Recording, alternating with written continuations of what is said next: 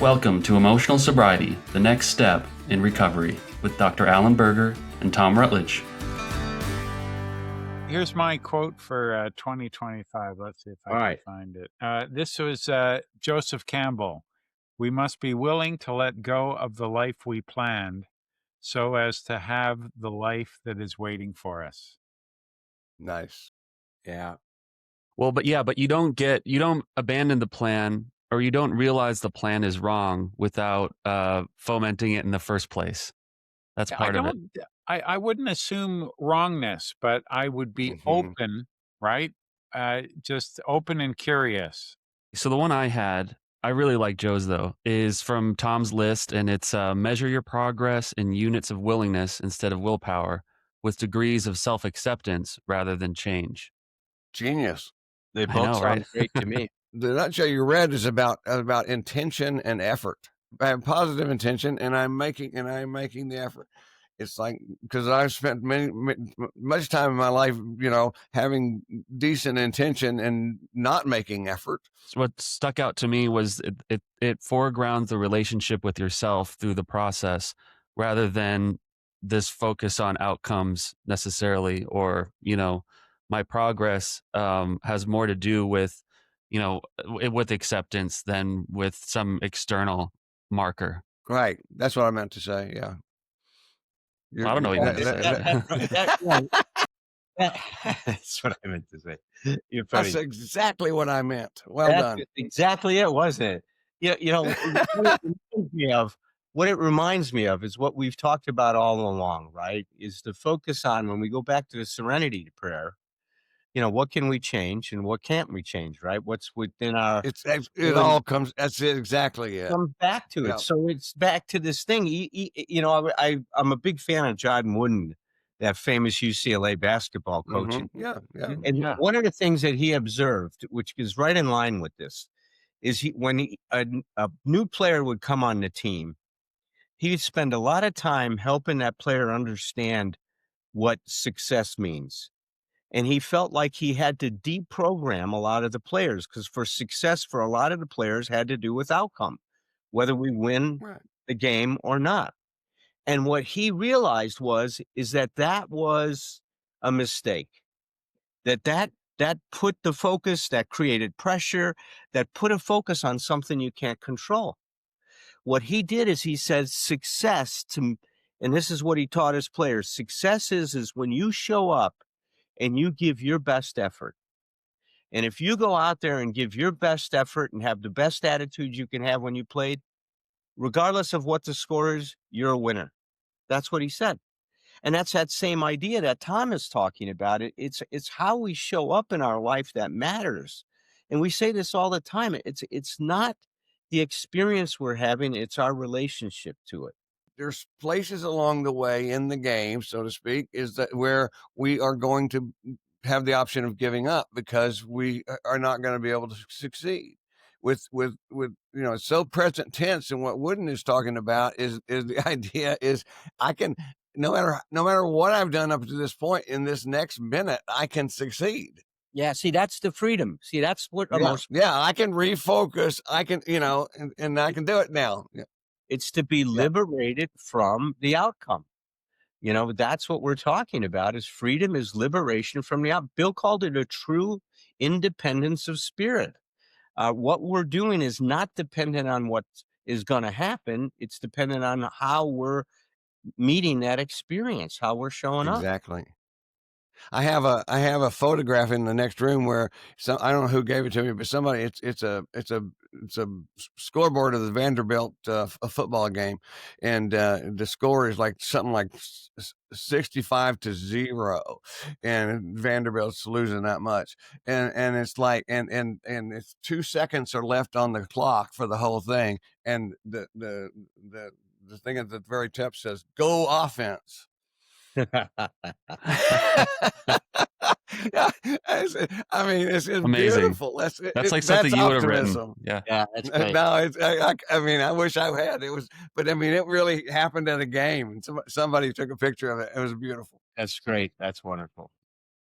One of the things for me is to really understand what effort is, because sometimes I think I'm exhausted because I think I'm doing the work. I'm ruminating. I'm becoming righteously indignant, and like I don't actually lift a finger to do anything, right?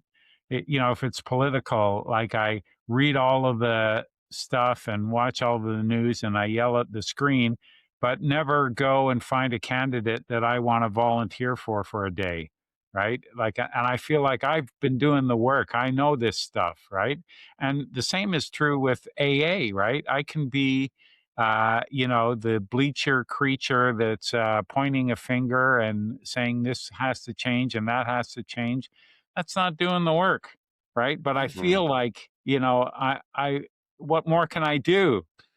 It's certainly taxing, I've whatever it ruminated all is. day, Yeah. and that's not But there's no emotionally doubt we can sober. exhaust ourselves without really accomplishing anything. And this fits into what insights have I had about emotional sobriety. And sometimes you have to look back to be to get this. But this year, I'm still reading a book. It's called "The Resilience Myth: New Thinking on Grit, Strength, and Growth After Trauma," and it reminded me of a study that was done in the 1970s on children with ACE, adverse childhood experiences. And this was a longitudinal study. In fact, it was 32 years. They started in the 70s in Hawaii. They had almost 700 children who grew up in traumatic environments with alcoholism, with poverty, what have you, and they fully expected all of them to sort of underperform in life. But a third of them thrived. A third of them overcame their trauma. In fact, they had post-traumatic gains from it. They recognized in these kids that did well that they were able to problem solve, self regulate, and envision a purposeful future. Now, that sounds like emotional sobriety to me. And it is true in recovery models, right? One of the things that made a difference for these kids that despite the harmful life circumstances that they were suffering with, they had somebody, one person could make a difference, who was a good role model, who was supportive, who appreciated them no matter what they were going through, and that kind of pull helped these people get out of the quagmire. And when you look at the 15 chapters of emotional sobriety, you can see there are all sort of directions where if you're stuck here, or if you're sleepwalking, uh, saying this is never going to change. I'm doing the best I can. Um, you know, think about these things about uh, how are my problem solving school skills? Can I self regulate? That's a huge one for me. I was just so reactive to life for so long, and then the ability to have a sense of purpose from it. Many people say, "I'm happy. I'm an addict." And people go, "Wow, you've been drinking too much of the Kool-Aid, pal. Maybe move on to a little reality here." But there's truth in that they are further ahead from having to suffer through and overcome addiction than they were beforehand. They weren't restored to something; they were lifted up from the experience. And I think that particular like 32-year long study, how long do we do that? Like, I remember thinking about that. That's so last century, but it really speaks to the impact of the sort of constant work. Yeah. And when I say work, it's just process, right? I don't I don't feel burdened by my emotional sobriety work. It's Yeah. I bring curiosity and positive regard to it. To clarify things, Joe, so what differentiated the group of people that were thriving in that third, right? A third of the group. The difference between them is they had someone that had faith in them. Is that what you were saying? Yeah. that It really, was a combination of internal and external factors that were yes. different for these kids than the ones who, predictably, sort of underachieved in life and had morbidity and mortality issues. I remember when we were first doing a lot of the inner child work back in the last century. It's like that we just actually referred to these as angels. We are not meaning literal angels, but it's like people in your life. You find somebody comes from a really difficult situation. We included it in our interview.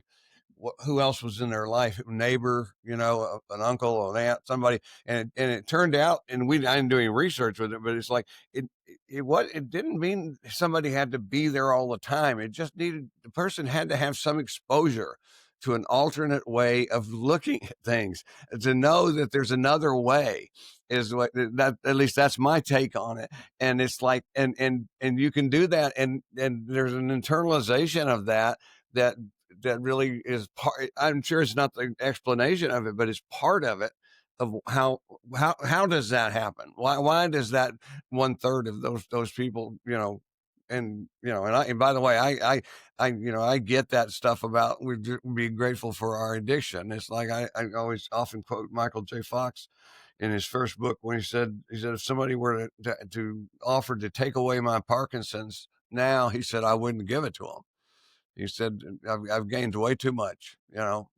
David Best reported out in a study he did with people post treatment, post rehab, and people who knew one person, at least one person who was living in recovery, had a 27% better chance of positive outcome rates, staying sober or clean, just from knowing one person.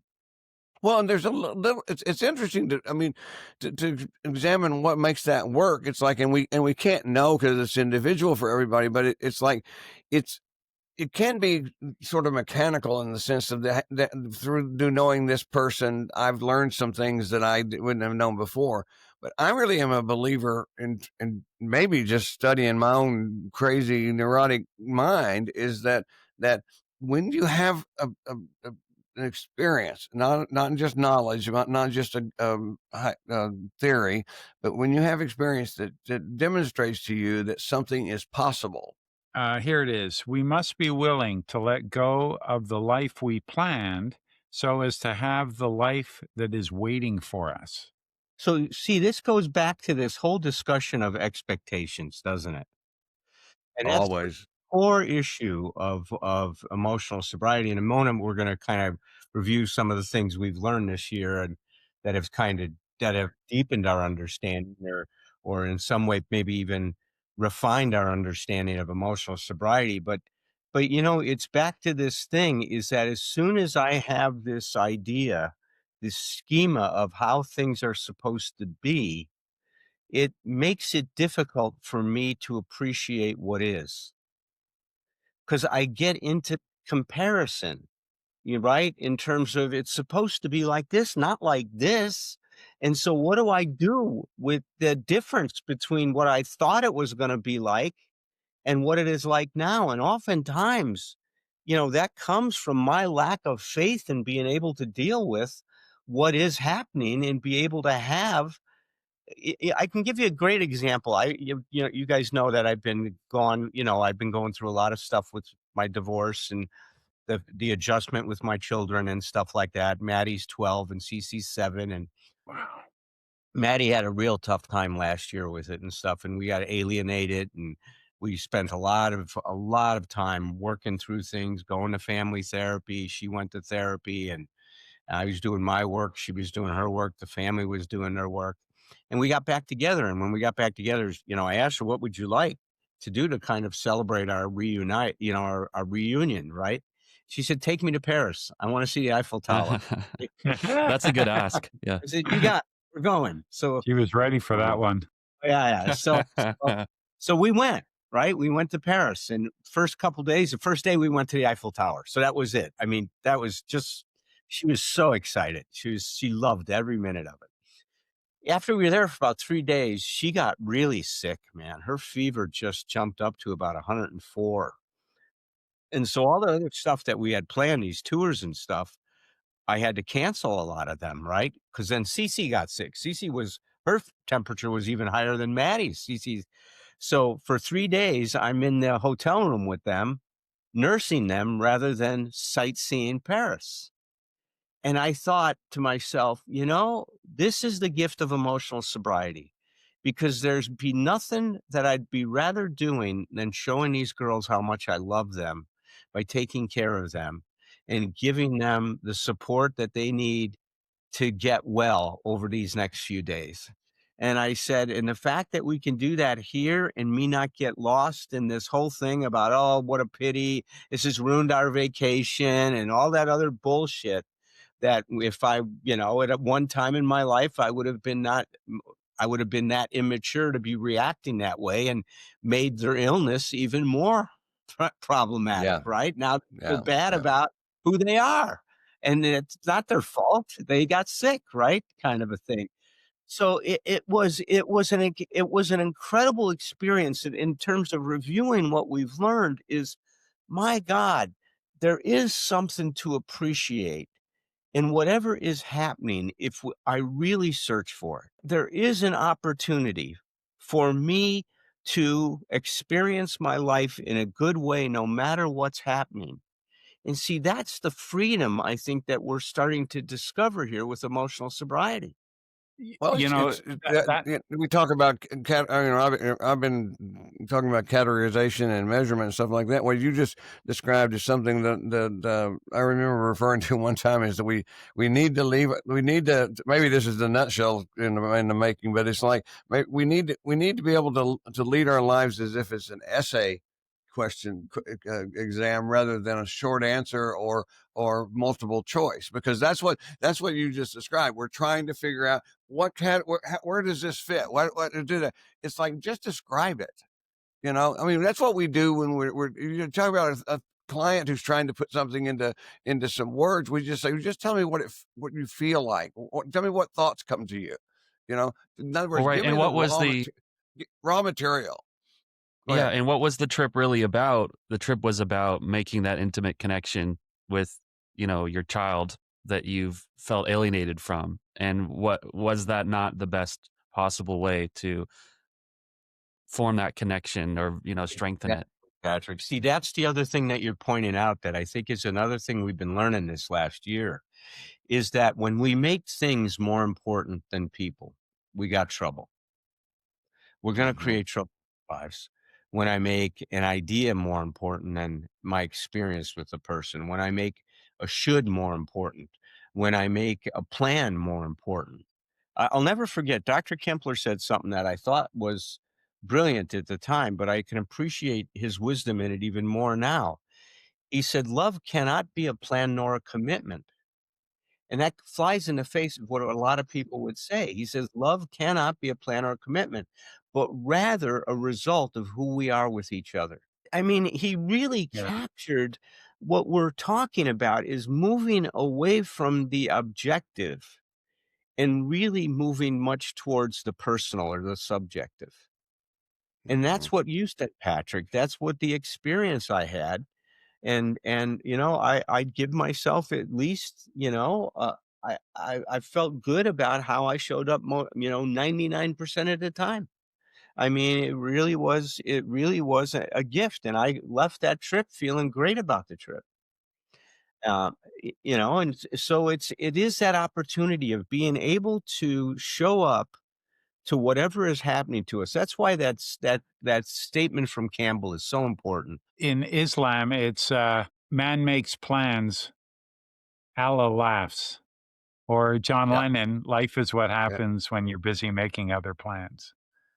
Yeah. And I was that's looking for like, that John Lennon quote, but you got it. Yeah. yeah. All right. My word for the year is being. And what being isn't is control, like needing to control my environment to feel safe, to feel okay, right? Just be. That allows you to embrace the moment with your ailing daughters to say, this is what heals alienation, connecting as parent and child. Nothing could do it better. And what a beautiful environment to do it in, right? And you were so smart to do the Eiffel Tower first. Yes. And for me, I have a tendency, and I've done it this year, to say, well, this is who I am. This is what's true for me. This is how it is. And that is an intellectual need to control and command. I don't want to think about that anymore. I've decided this is the true me. And I'm not there. I don't need to be fixed, but I may be fixed. I don't need to grow, but I may grow. I don't need to look at things completely different, but I'm open to it. That's what Right. I want to try to do. It's the difference between, you're choosing between ego and spirit.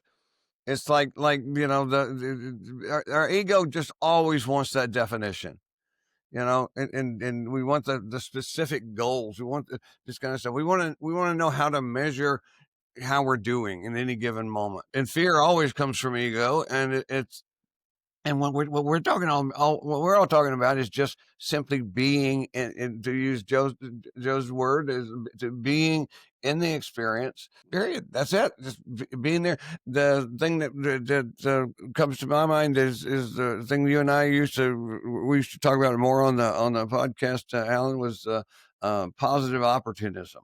Living according to the question, what can I do with what's happening today to help me to be a better person? And by the way, it's an essay question. That's right. There you go. It's not a short answer.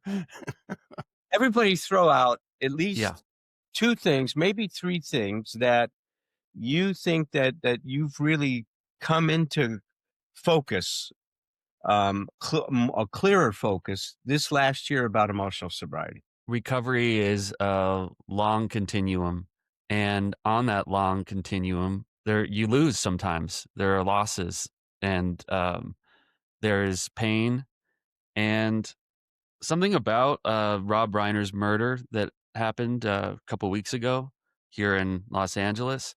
I get the rose-colored glasses on about the recovery, and emotional sobriety must accommodate the darkness, and it's not a pessimism, I wouldn't say, but it's an awareness that you're kind of keeping your eye on the long term, and that like Cornell West always says that hope is a verb. It's something that you take action to foster in yourself and other people. And I think recovery is too. It's you got to keep putting gas into it wherever you can get it. And an emotional sobriety is about keeping that your feet on the ground throughout that process. I am altering my view of resilience. And this really speaks to what both of you have gone through. Probably all 3 of you. Tom hasn't gone yet. But I sometimes overly simplify resilience, that it's about being positive, that emotional sobriety is being in a good mood, that emotional sobriety is being in control and, a leader. And this year, I understand that it is, to be well adjusted to an unhealthy environment is not emotional sobriety. That there's a time for depression, there is a time for anger, there is a time for all of the whole range of emotion. And that's obvious to a lot of people. But for me, that sort of trying to live my life from the neck up, keeping it logical, keeping it in control, I'm missing most of life. And this year, I've touched that a little bit by pausing, looking, saying, when I come up with a great idea, I go, well, that's really good, Joe. What else could this mean? And being open to other ways of seeing things. Okay. Good Well, point. the other thing about the feeling, being open to, that it's not just about happy. It's like is which is so important, so important. It's like, and we just get it's a we've been fooled into thinking that's the ultimate goal. And I'm always wanting to point out I'm a fan of happy. You guys know I am. I like to have fun. I like things to be, but that's not the point. And when you said about having the feelings, the thing that popped in my head is, yeah, have the feelings and not be defined by the feelings. Feelings, it goes back to, there's so much of this stuff that just goes back to the stuff that we've been teaching from the beginning. It's, one of the first chapters in my first book was about emotional flow. The point that, not an earth shattering insight here. It's like the idea that about getting in our own way. It's like our emotions simply want to flow through us. That's it. It's like our digestive system. They only become toxic if we block them. If we try to do something with them that, they're not designed to do. Have the emotions. Don't make them define. I can have anger. I can have lots of anger. I don't have to be an angry person. I've got a lot of anger. Yeah. But I hope people don't describe me as an angry person. Well, you could I also think do about it. that Now, when I'm angry. now Yeah. I'm being picky with language right now, but you could, if we're being precise with that, we're saying a lot of anger flows through me. Rather Yes, than I have a a lot lot of of anger. anger, because even our language basically is an affirmation for us to hold on to it. Yeah. You know, I have anger. It is. It's like no, here comes some more anger. Well, Yeah. Tom, you got to give us Be yours. accurate. Say anger has me. It's like, Yeah, that's what it feels like. Absolutely, that's what the experience is. Anger, my special Well, friend.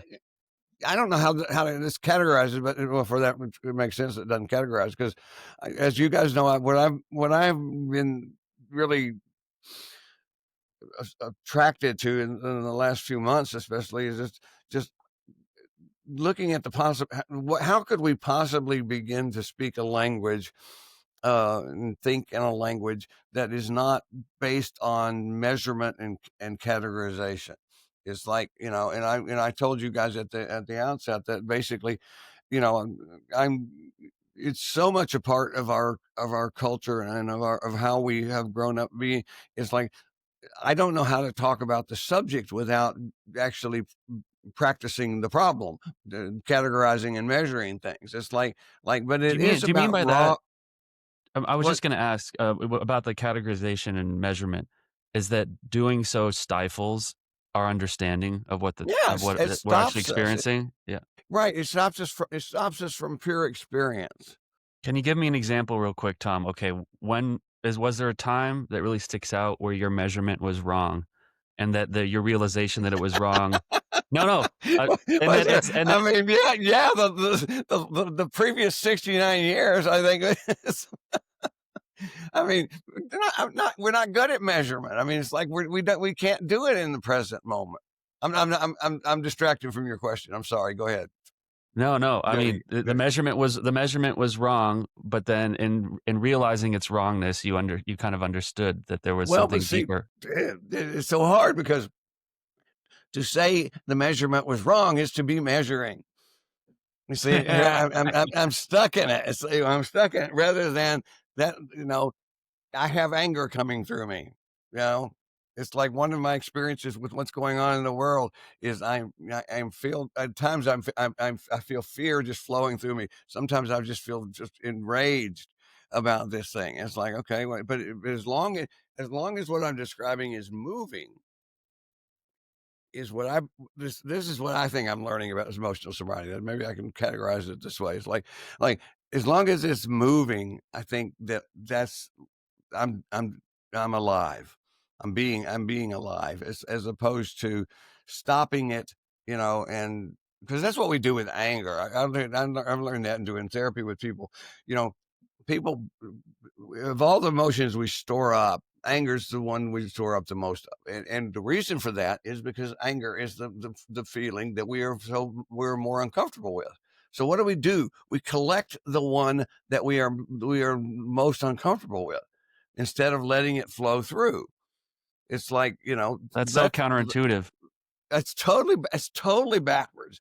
It's like so I gather up all this anger and hold on to it because I don't understand it, because I'm scared of it, because I have stories about it that make it even scarier. And it's like, and the resolution is let it go. And that doesn't mean make it go away. It just means let it go, let it move.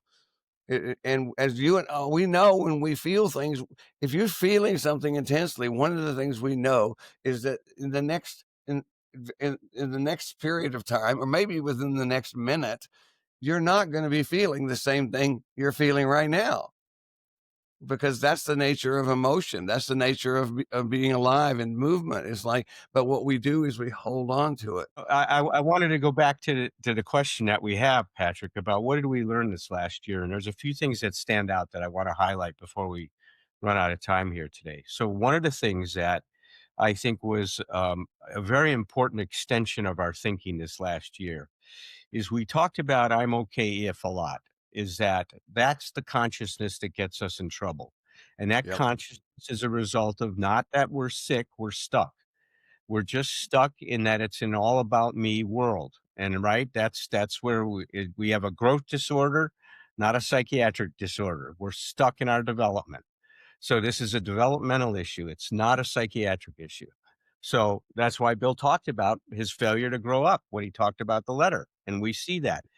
The extension that Thom made this last year that I thought was a very good addition to the emotional sobriety discussion. It's not just that I'm okay if, but I'd be okay if this didn't happen to me. So it got extended from I'm okay if, and the addition was I would be okay if this didn't happen to me. And see, Yeah. it's the same thing. Or I'm is that okay even though it did happen to me.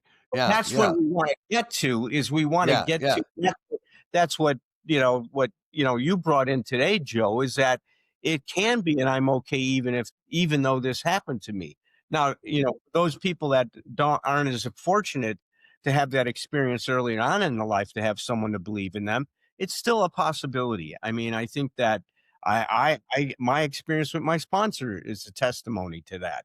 I think a lot of us have had someone who believed in us. I think my relationship with you, Patrick, is one of those things. Is I've had a lot of faith in you, and I believe in you, and I see who you really are, man. I just see what a wonderful person you are, and I think that that's meant a lot to you through these years that we've been together. So I think that stuff that you talked about is important. The other thing that I think was really important is to understand that this is a growth disorder. That's very important, right? It takes us off this hook about worrying about what's wrong with me and focusing on what's right about me, that I just got to get. It's like I'm thinking of emotional sobriety as reigniting our developmental sequence. It reignites it. It reinstates it. It reinstates our developmental process that got frozen because of all of these ideas we have about who we're supposed to be, how the culture defines us. I'm starting to get into the French philosopher Foucault, and he talks about, how people become subjects, meaning what happens in our society that defines a person as a human being. And you just see and he talks about shoulds, is what he's talking about, all these rules and ideas. And the rules and ideas that our culture give us are not very helpful. They are not helpful for navigating ourselves through this world. So that's been another, to me, an important revelation this last year. The other thing is that passing on this word can make a big difference. When people start to hear about this, I just got an incredible note from somebody in Gibraltar the other day and said, you can't believe what's happened in our recovery community since you started to bring in this discussion of emotional sobriety. It's changed the whole depth of the community. And see, we can make a difference, and we are making a difference. And that's been very exciting for me. Yeah. All right, I'm going to sign off for a minute because I got to go say goodbye to someone, you guys. Happy New Year, everyone. I love you guys.